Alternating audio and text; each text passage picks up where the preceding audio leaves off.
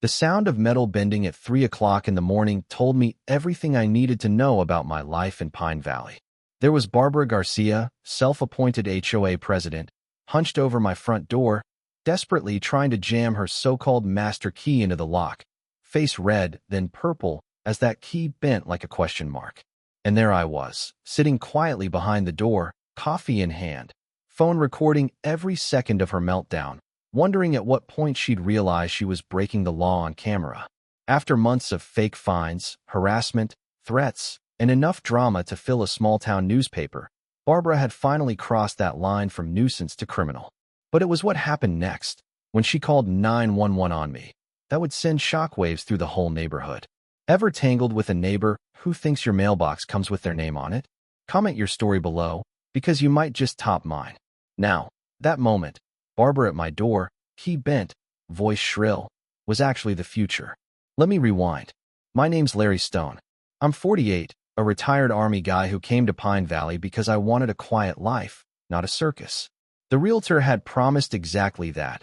Peace, calm, great community.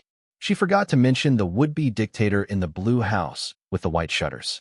For days in, I was unpacking my garage at sunrise when I heard it, the staccato click of heels.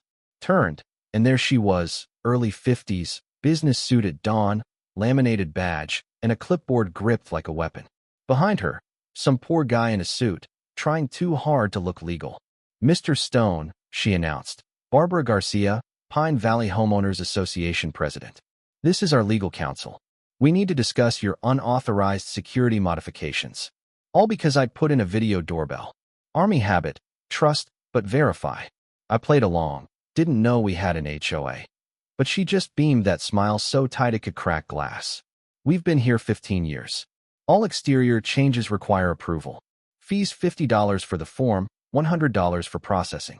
You have 72 hours to submit paperwork, or fines start at $75 a day.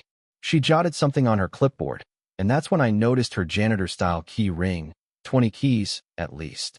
Quite a collection, I said, nodding at them. She puffed up, proud as a peacock. Master key access for emergencies, standard protocol. Should have been my first clue something was off, but I let it slide. That night, I did my research. County records, no HOA registered for Pine Valley. No license, no tax ID, nothing. But Barbara? Her name was all over the internet. A failed realtor, license pulled in 2019 for document fraud, bitter divorce, hefty debts, living off what looked like hush money from her ex-husband. Next morning, I installed more cameras. If Barbara wanted a game, I'd watch from the front row. Sure enough, she was back within the hour, now with a thicker stack of official papers. You've escalated, she sniffed, so now I must escalate enforcement. She handed me an invoice for $3,247. I laughed out loud. Even at $75 a day, how does that math work? Processing fees, late penalties, administrative costs, she purred. Outlined in Section 47 of the bylaws. You can see them after you pay your dues. I closed the door in her face. From the window, I watched her stomp home, keys jangling, looking like she'd just lost a battle. That's when Susan Miller, my neighbor from across the street, wandered over. She'd lived here 20 years and just shook her head. Let me guess. Fake HOA. When I asked, she grinned. Barbara's been at it for 5 years. She started out asking people to trim their lawns, but after her divorce, she got those keys. Convinced Mrs. Clark, the last owner of your place, to give her a spare for emergencies. Now she's got half the street's keys. My skin crawled. Has anyone called the cops? Susan laughed. Barbara always stops just short of real crime. Claims she had permission, calls it community service. Cops come, tell her to knock it off, then she starts again. That night, I ordered electronic locks. Keypad only, can't be bumped or picked. The 72-hour deadline passed, and, right on cue, Barbara showed up again, now with a crowd of neighbors standing behind her like a badly cast mob. Your noncompliance forces me to initiate community enforcement protocols, she said, loud enough for the whole street to hear. But I checked with the county, no HOA, nothing registered. What you're doing is fraud, I told her. She started rattling off nonsense about the HOA predating digital records, traditional community standards, and how my lack of respect proved why strong leadership was needed. She started recording me with her phone, so I recorded her right back. This is Larry Stone, documenting harassment by a woman impersonating an HOA official and attempting extortion. The standoff might have lasted all day, but that's when Barbara made a fatal move. She shook her keys at me. Every one of these was given to me by people who understand community standards, and this is the master key to your house. I smiled, not nicely. I changed all my locks yesterday. That key opens nothing. She sputtered. That's against HOA rules. What board? I asked. She blurted out names, including Mr. Thompson, an elderly guy who just laughed. Barbara, stop putting my name on your documents. The board drifted away, and Barbara was left alone, looking like she'd just been fired from her own fantasy. That's when she hissed, I know about you, Larry Stone. I know why you really moved here, and I have proof. She spun and marched home, leaving a cold knot in my stomach. What did she think she knew? Later that day, reviewing security footage, I saw Barbara had been casing my house, photographing mail, packages, even holding my envelopes to the light. That night, I called my son, Jack. He's the local sheriff. If she tries those keys, call 911, he said. That's breaking and entering. He didn't know how right he was. Next morning, Barbara showed up again, alone, acting strangely cordial. Mr. Stone, I think we got off on the wrong foot. Let's discuss a mutually beneficial arrangement. Against my better judgment, I stepped out, phone recording. She leaned in, voice syrupy. I found Ellen's obituary moving. Grief can make people do strange things, like running from a wrongful death lawsuit. Blood drained from my face.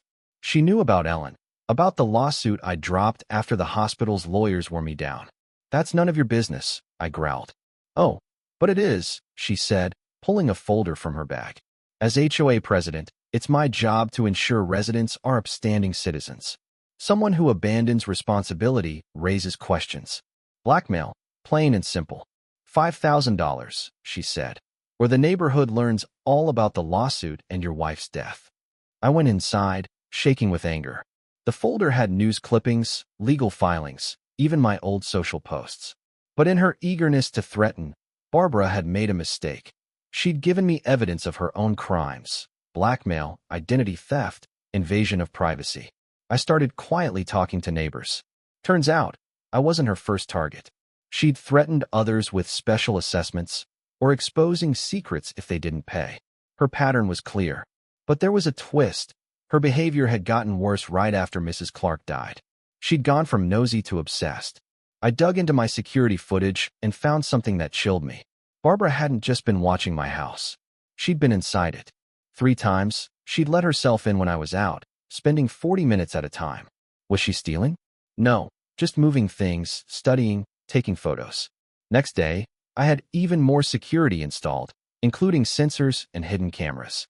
Sure enough, Barbara showed up with her lawyer, Derek, demanding a mandatory inspection. Show me your legal authority, I said.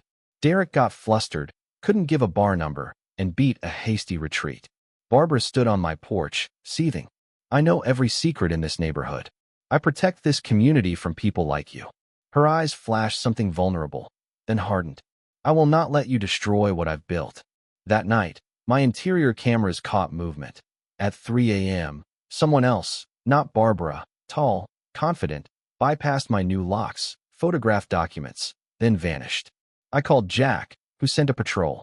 We found a business card, Mitchell Security Solutions, Barbara's maiden name.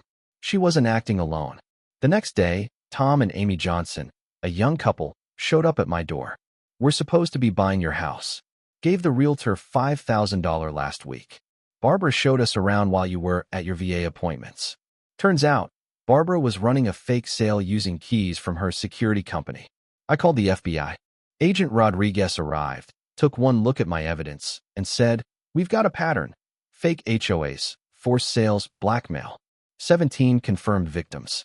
This is bigger than Pine Valley." She started connecting dots. Barbara had help. Her brother Robert Mitchell ran the security business. Her sister Patricia Davis was a city council member in charge of zoning.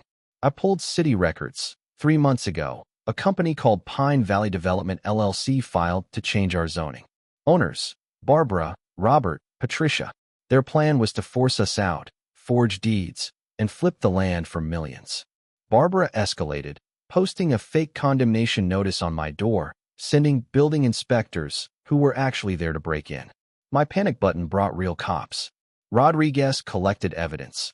Barbara's clipboard showed plans for every corner lot on the street.